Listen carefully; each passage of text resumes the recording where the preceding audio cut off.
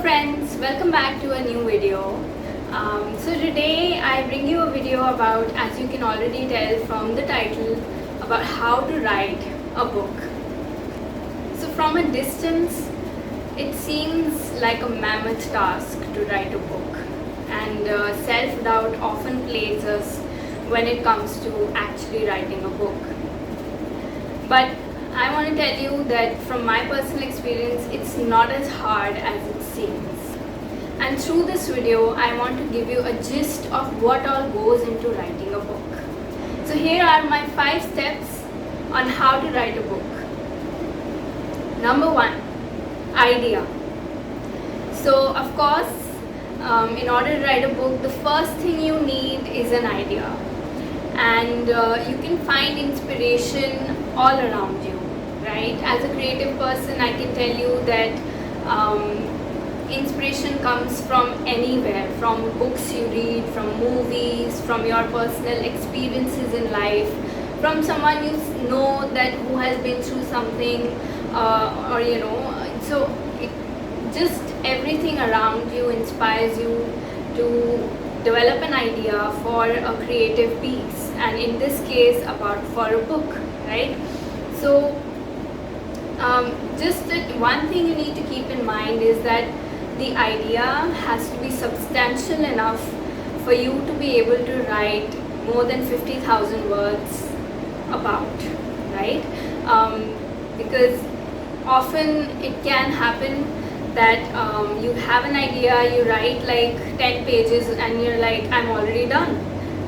What about the rest of the book? So you need something that doesn't lose steam too soon, and so that's one thing to keep in mind. And another thing to keep in mind in terms of idea is whether your book is a fiction or a non-fiction book. So non-fiction books can be, for example, a self-help book, right? So you want to write about, for example, how to talk to people, how to run a business, how, all these are non-fiction self-help books. Another idea could be about fiction, like a story you want to tell, like Harry Potter, that's a fiction, right? So that's what you need to work on when you come to bring it down to what you want to write the book about. So that's that. Number 2, planning. So a lot of planning obviously goes into writing a book, but there are 2 types of writers, as it's commonly known in the writing community. Either you're a pantser or you're a plotter. So what are these 2? A pantser is somebody who just goes with the flow. They don't do too much planning. They just have an idea in mind and they go about typing, and they end up writing an entire book. On the other hand, there are the plotters.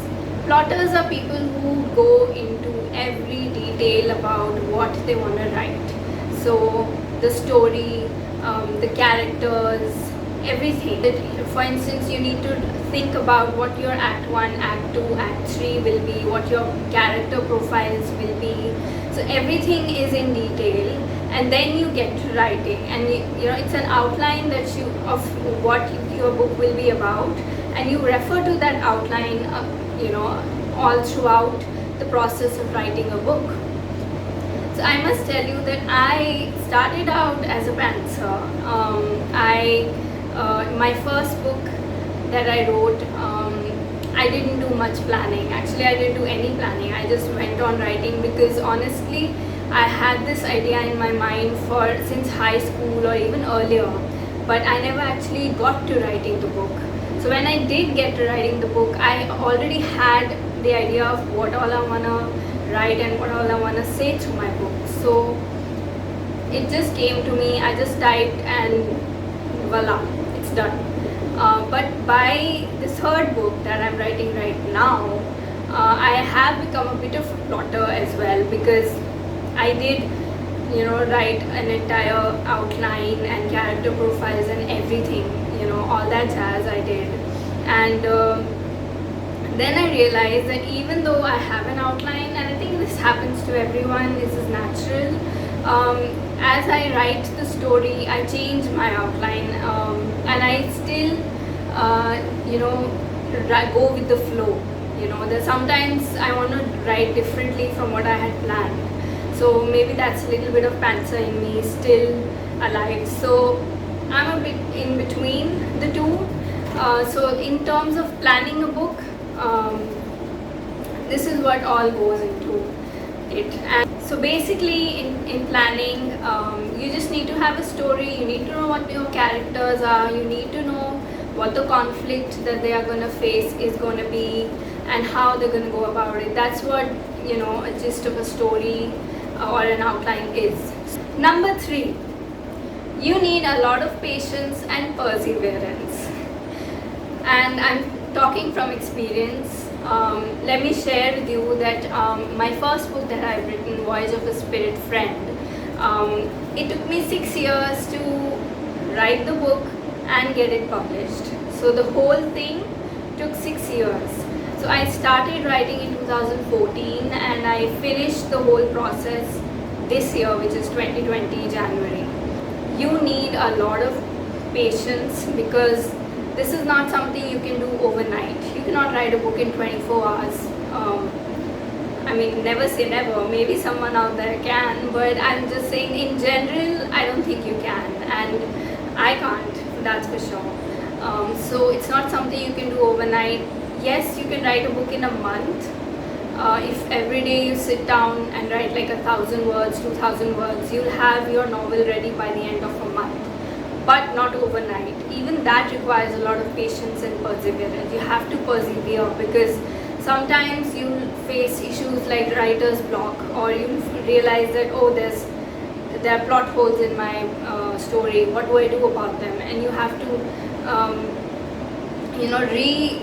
kind of go through the story again, maybe rewrite it from the beginning. And there's so many things that go into writing and actually writing a book. So when you get to writing, just stick to it. You'll be there in no time. Number 4, editing. So this is a process I personally do not like. Honestly, editing is tough stuff. Like as I said, patience and perseverance. You need that in editing as well because of course once you have your first draft ready, you will have to edit it, you have to go through it again because obviously there will be errors, there will be spelling mistakes, grammar, maybe story, plot holes and things like that, and you'll have to correct them. Like editing, maybe it will include, for instance, you want to delete a chapter entirely and then rewrite it, and it will require a lot of work. So editing, as much work as it is, it's also very essential. It's as important as actually writing the book for the first time. From my experience, I edited my book, I reread the book, edited it 500 times, and by the end of the process, I was so sick of reading the story. I was so over it, and when the book actually came out, got published and everything, I still haven't read it. I plan to read it sometime, just to I don't know, just enjoy the whole idea that I've written a book, but I haven't touched it as yet in order to read it, and that's because I read it 500 times before it actually got published. So that's that. And in terms of editing, I suggest that once you have you've edited your draft and everything, definitely take it through a professional editor because that's very important. That is so, proofreading a book before it gets published and sent out to the world, it's very important for it to be edited by or proofread by a professional. Number 5, publishing. So you've written your book, you've edited it, it's gone through, the proofreading has been done by a professional, and it's all ready to go out there. So in order to publish a book, there are 2 routes that you can take. One is traditional publishing, the other is self-publishing. So what I did was, and honestly this entire process takes a lot of time if you're going the traditional way. So I started with the traditional publishing route. I sent my book to my samples and everything. I'll tell you what all it includes in another video, because that's a different video altogether. So in terms of traditional publishing, you have to send your sample and your book and everything to the traditional publishing companies. They will take maybe 6 months to reply. They'll take, and it'll be a layered process. I got acceptance from a couple of them, but the entire process was taking so long that it could take 2 years, 3 years, even 5 years to actually get the traditional publishers to publish a book. So that's when I decided to go this other route, which is self-publishing. It's much quicker. Honestly, it's the best friend to any author. Self-publishing, that's always an option.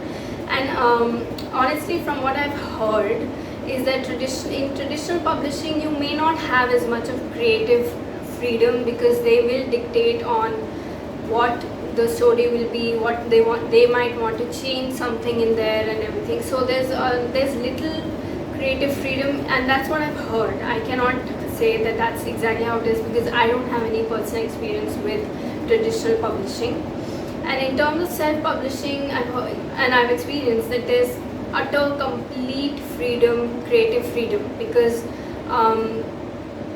you decide what the story will be, you decide what the summary will be, everything, the acknowledgements, everything. So you have complete freedom to do whatever you want. So that is what publishing requires. So that were my 5 steps to writing a book. I hope that it inspired you to write a book. I hope it was helpful, and do let me know if you have any questions. I could answer them for you. And thank you so much for watching, and do read my book.